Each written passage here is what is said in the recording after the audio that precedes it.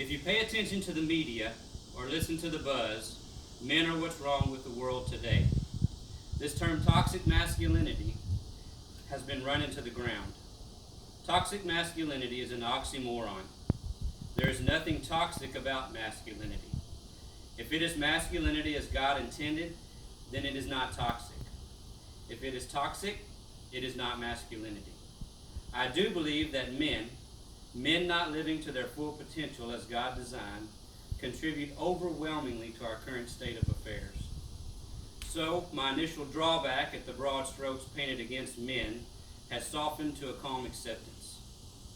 Understand this: we only have the power to change that for which we accept responsibility.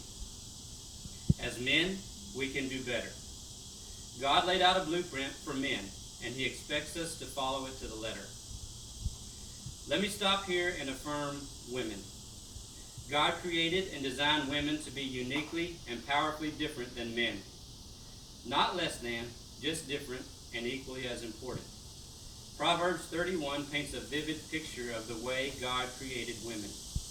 The Proverbs 31 woman is strong, independent, hardworking, loving, compassionate, kind, and wise. Women living as God intended complete and complement men, just as godly men complete and complement women. Studies show that on average, men outperform women in only 2 areas on aptitude-type tests. Those 2 categories are aggression and abstract thought. Yes, men are physically aggressive. Overall, men are bigger and stronger than women. Men were created as protectors. But aggression goes beyond the physical. Men are also designed to be aggressive in the execution of God's plan. A plan that includes creating, caring for, and protecting families, and standing up for those who cannot stand up for themselves. The aptitude for abstract thought facilitates men in seeing beyond the present and visualizing plans for better futures for those around them. God created men as leaders in a different way than women are leaders. Again, not less than, just different.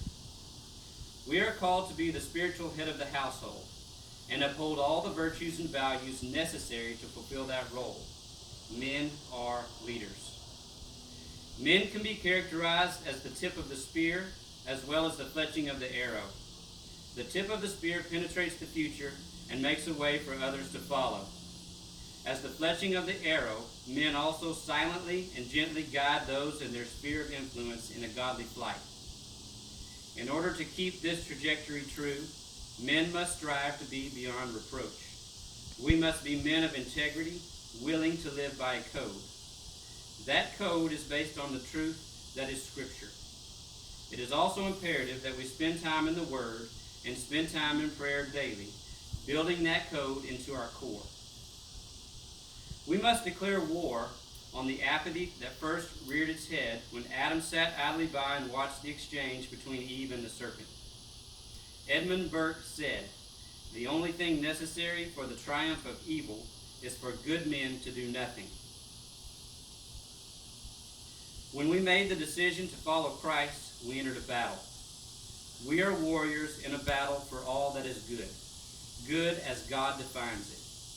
At the core of our being is love of Christ and love for others. Men, as God intended, are disciplined, kind, compassionate, faithful, and self-sacrificing.